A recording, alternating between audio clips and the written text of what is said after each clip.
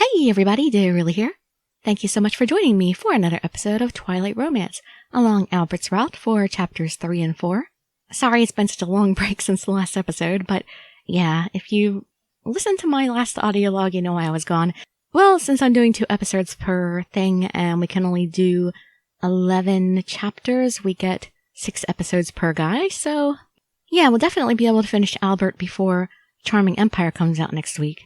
And then I might have to take a break again until Charming Empire's over. But we shall see. Cause, Dogonzaka likes to change dates on us. So for now, let's head into Albert. You can just sit back, relax, and let me read you a story. I froze in place as Albert revealed the canvas containing a woman who looked exactly like me. Is this? But upon closer examination, the painting showed signs of degradation from the passing of time, suggesting that the subject couldn't be myself. This person was very dear to me. There was something about the way he said it. Had she still been alive, there would be no reason for her to take such a tone. Has she already passed on? As you must have gathered, she has left us. I wanted to preserve her existence, so I... Albert gazed at the painting with a gaze you would give to your dearly beloved. I am now able to properly function, as you can see. But back then, I was uncontrollable. Albert spewed his lines, laced with self-deprecation. I felt like setting the world on fire, but then I met her. She taught me a very important lesson about loving someone else and about being loved. Oh, I see. My heart twanged with pain. I suddenly understood just what was at the other end of his sorrowful gazes. So it really wasn't me. I knew the truth all along, but it still hurt to have it revealed in my face. What a joke. It is starting to get very late. You really should get to bed. Choose your action. Which would be, thanks for everything. I really appreciate you staying up and entertaining me. Thanks for everything. No, thank you for listening to my silly story. Nothing silly about that. Albert smiled softly. I smiled back at him to hide my dejection, but I think he was able to see through it. Yeah, I think he's no fool. I returned to my room but was unable to fall asleep. Before I knew it, morning had come. Morning, y'all! Hey, Dirili, you don't look so good. Thanks for pointing that out.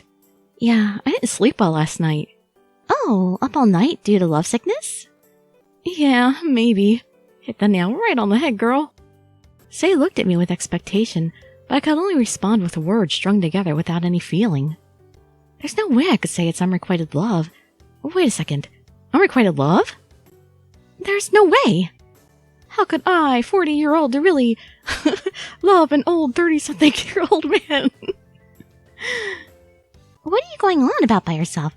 Something happened. It's written all over your face. I let out a long sigh as Say sat down in the empty seat in front of me.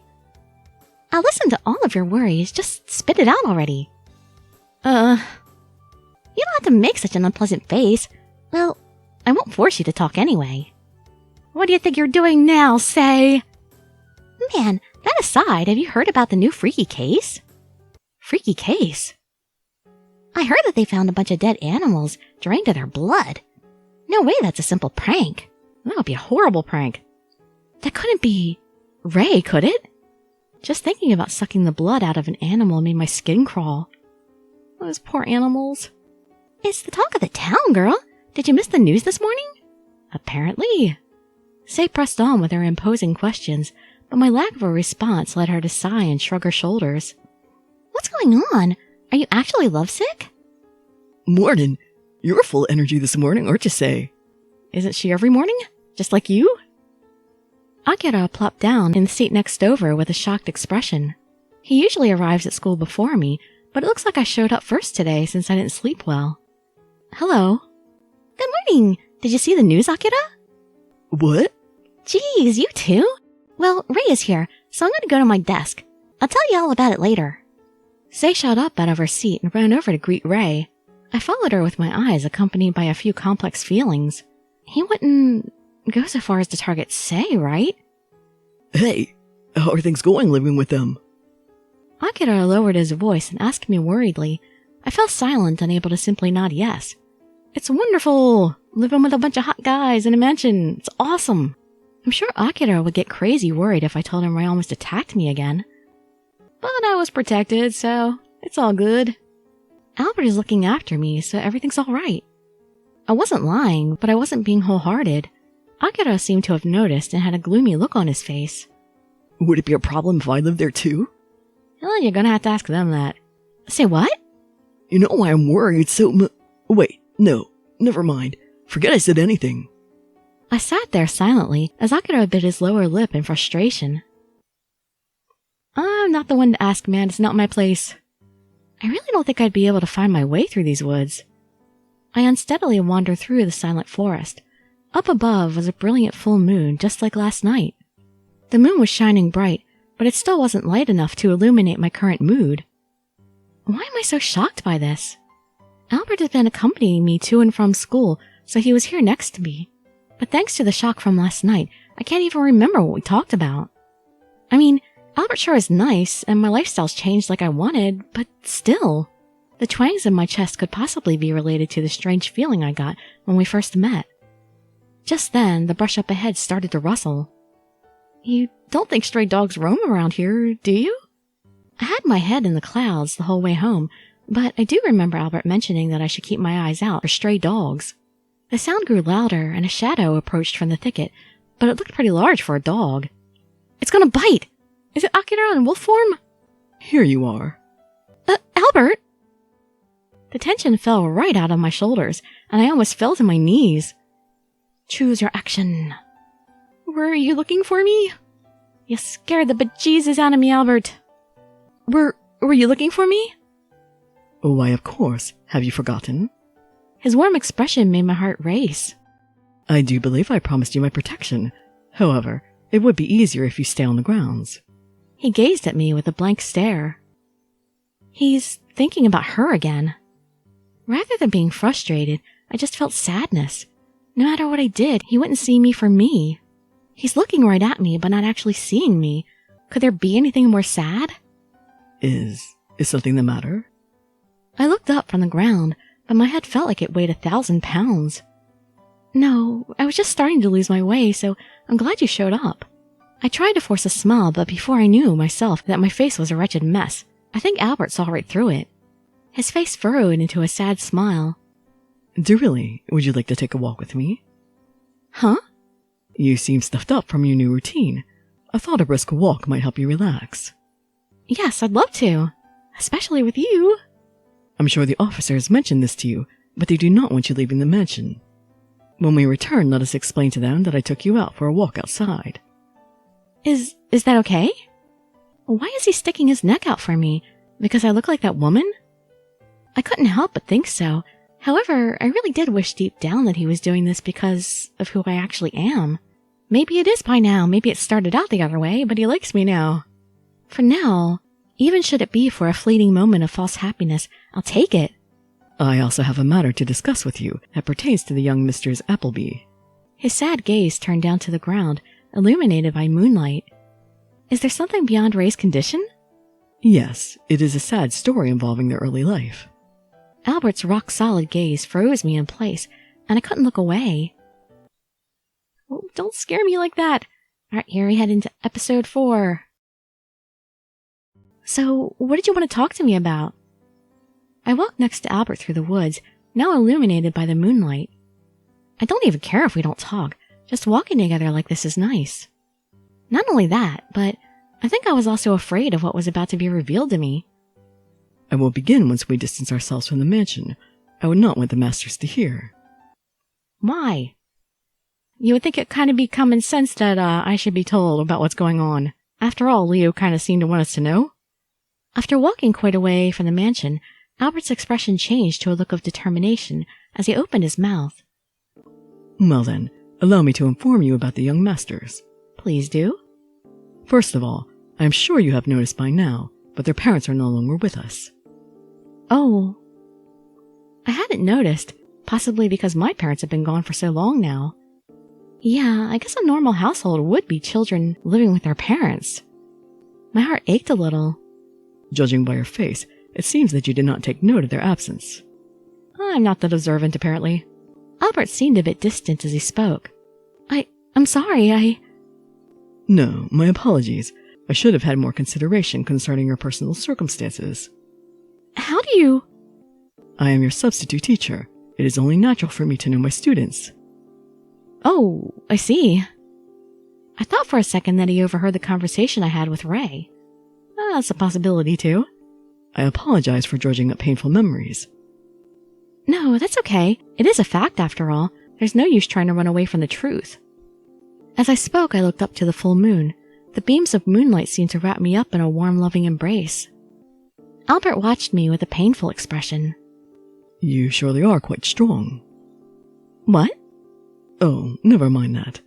Ah, yes, I was not finished with my explanation. Albert seemed unusually ruffled.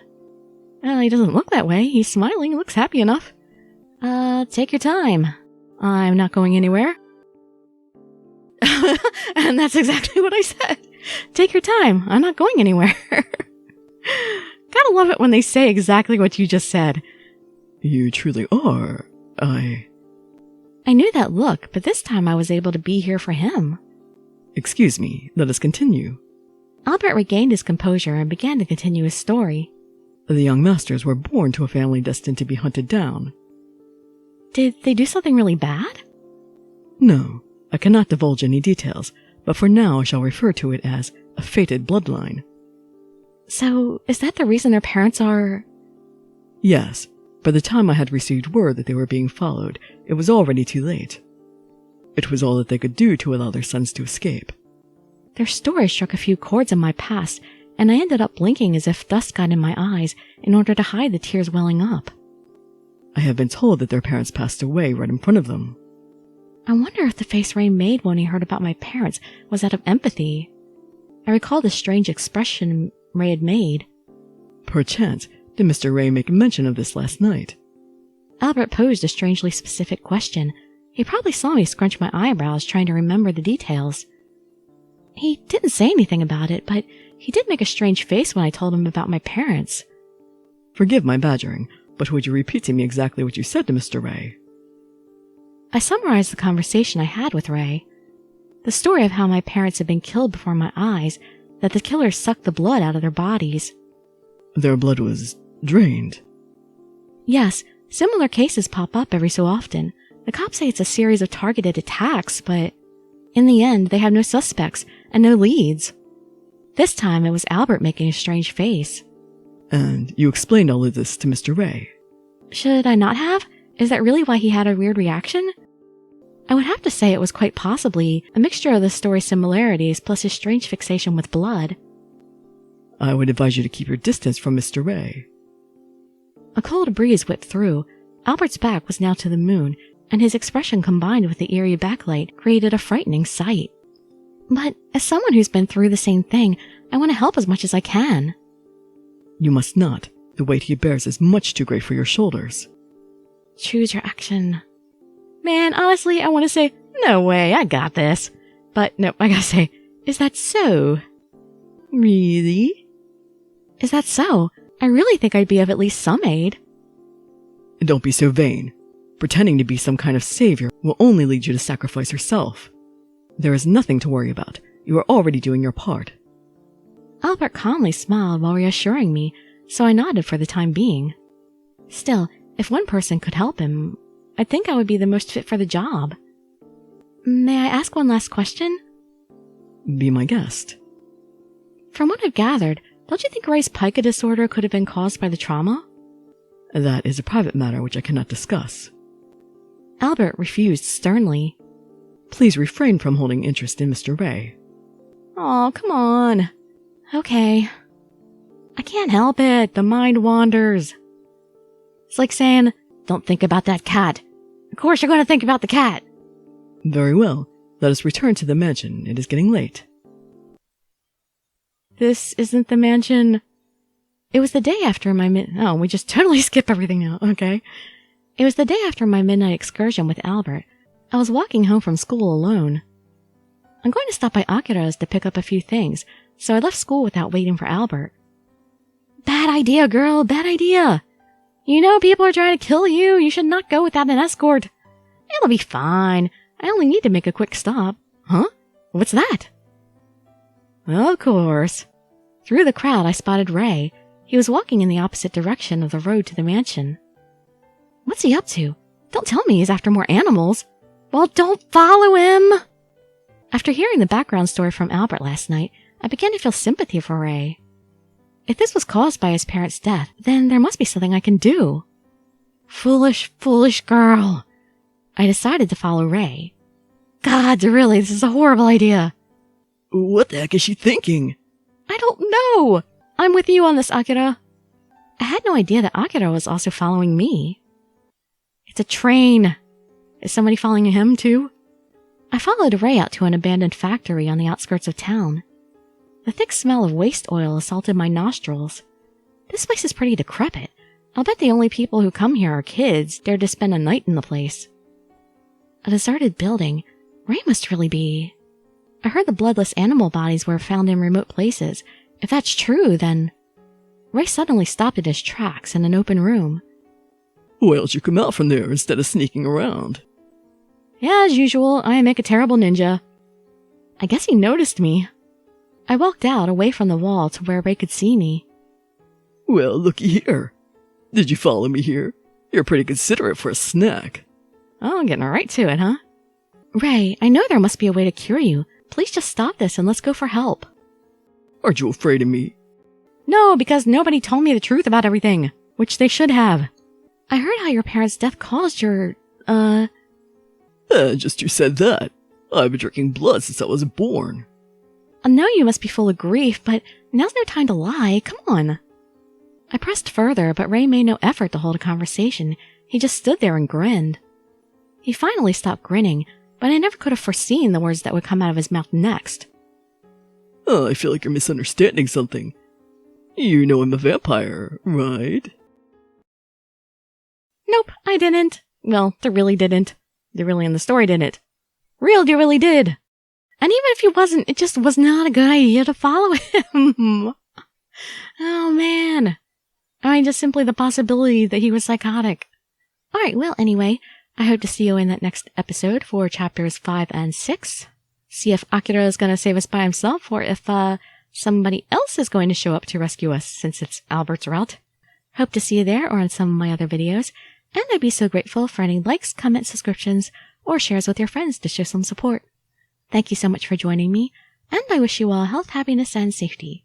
Dirili signing out. Bye-bye, everybody.